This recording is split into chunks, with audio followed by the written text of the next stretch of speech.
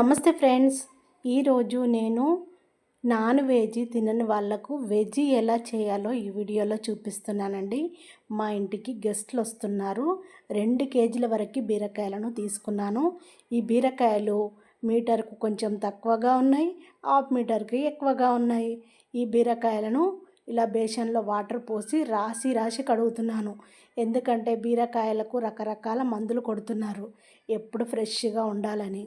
ఇలా మంచిగా ఏ కాయలైనా సరేనండి, ఫ్రూట్స్ అయినా కూరగాయలైనా రాసి కడగాలి. కడిగిన తర్వాతనే మనము తినాలి. ఇలా పైన ఫీల్ అంతా తీసేసుకోవాలి.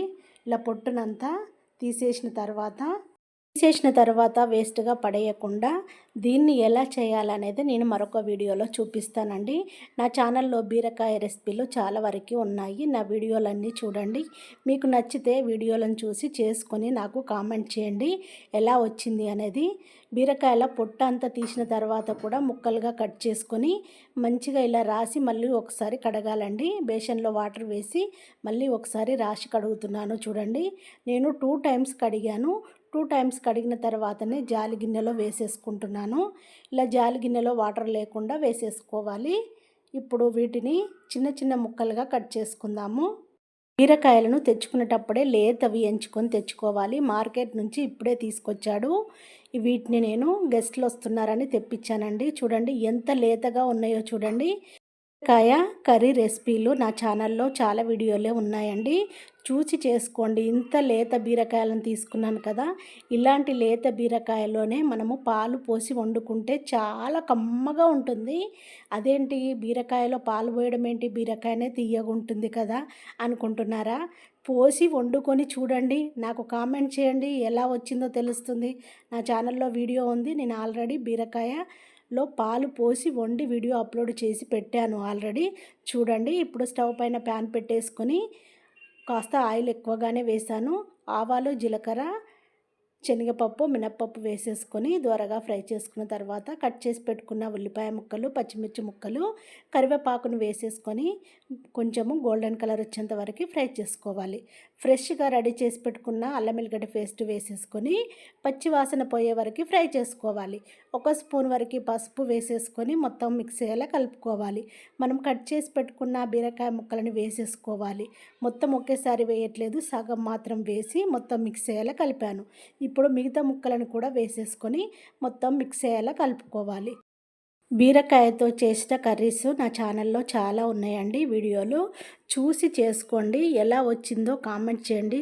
ఇలాంటి లేత బీరకాయలను తీసుకొచ్చుకున్నప్పుడు పాలు పోసి వండుకుంటే టేస్ట్ చాలా బాగుంటుందండి. మొత్తం మిక్స్ అయ్యేలా కలుపుకొని మూత పెట్టేసుకొని ఒక 5 మినిట్స్ వరకు ఫ్రై చేసుకొని 5 మినిట్స్ తర్వాత మూత తీసుకొని మళ్ళీ ఒకసారి కలుపుకొని మూత పెట్టేసుకోవాలి.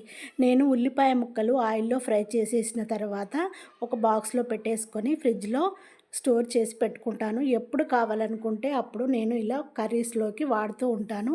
ఇప్పుడు మిక్సీ కప్పు తీసుకొని అందులోకి మనం ఫ్రై చేసి పెట్టుకున్న ఉల్లిపాయ ముక్కలు, 2 టమాటాలను తీసుకొని కట్ చేసి వేసేసుకోవాలి. ఒక కట్ట కొత్తిమీరను సన్నగా కట్ చేసి వేసేసుకోవాలి. అందులోకి 4 వెల్లిపాయలను పొట్టు తీసి వేసేసుకోవాలి.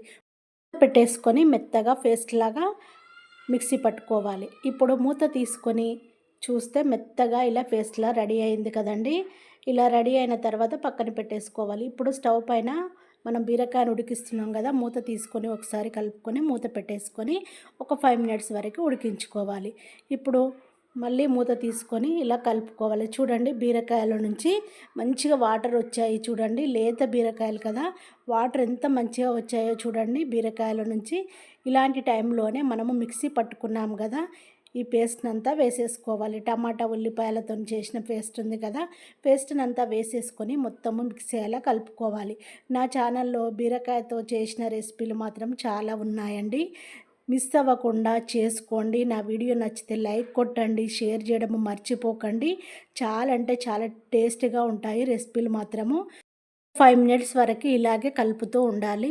బీరకాయ ముక్కల్లో నుంచి ఇంకా వాటర్ ఏమైనా ఉంటే బయటకు వస్తుంది కదా, అది మొత్తము మిక్స్ అయ్యేలా మంచిగా కలుపుతూ ఉండాలి. ఇలా కలుపుతూనే మంచిగా ఉడుకుతుంది కదా, మంచి స్మెల్ వచ్చేస్తుంది. అలాంటి టైంలోనే ఉప్పు, కారాన్ని మన టేస్ట్కి తగినంతగా వేసేసుకోవాలి.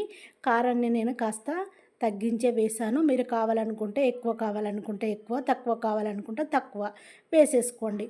వేసేసుకొని మొత్తం మిక్సీలో కలుపుకొని మూత పెట్టేసుకొని ఉడికించుకోవాలి. ఇప్పుడు మూత తీసుకొని మళ్ళీ ఒకసారి మంచిగా కలుపుకోవాలి.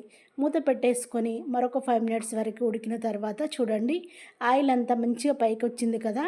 ఇప్పుడు ఇలాంటి టైంలోనే సన్నగా కట్ చేసిన కొత్తిమీరను వేసేసుకొని మొత్తము మిక్స్ అయ్యేలా కలుపుకోవాలి. ఇప్పుడు గెస్ట్లకు సర్వ్ చేస్తే సరిపోతుంది. ఎంతో టేస్టీగా ఉండే బీరకాయ కర్రీ అండి. చాలా అంటే చాలా టేస్టీగా ఉంటుంది. ఇలా చేసుకొని చూడండి. ఇంటికి వచ్చిన గెస్టులు మిమ్మల్ని పొగడకుండా ఉండలేరు. నాన్ వెజ్ తినని వాళ్ళకు మాత్రం గెస్టులు ఎవరైనా వచ్చినప్పుడు ఇలా చేసి పెట్టండి. టేస్ట్ చాలా అంటే చాలా బాగుంటుంది.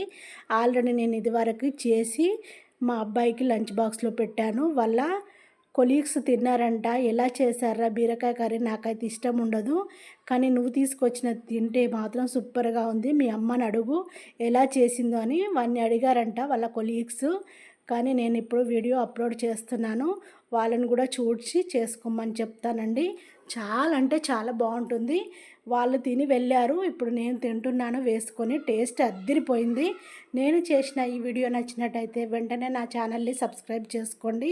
నా వీడియోకి లైక్ కొట్టడము మర్చిపోకండి, షేర్ చేయడము మర్చిపోకండి.